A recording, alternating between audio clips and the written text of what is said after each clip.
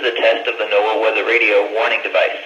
During potentially dangerous weather situations, specially built receivers are automatically activated to warn of impending hazards.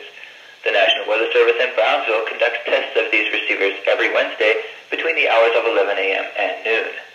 When there is a threat of or severe weather is in the area on Wednesday, the test is postponed to the first available good weather day. Reception of this broadcast and the warning variation, normally noticeable at greater distances from the transmitter, will occur even though your receiver is in good working order. This concludes this test of the NOAA Weather Radio warning device.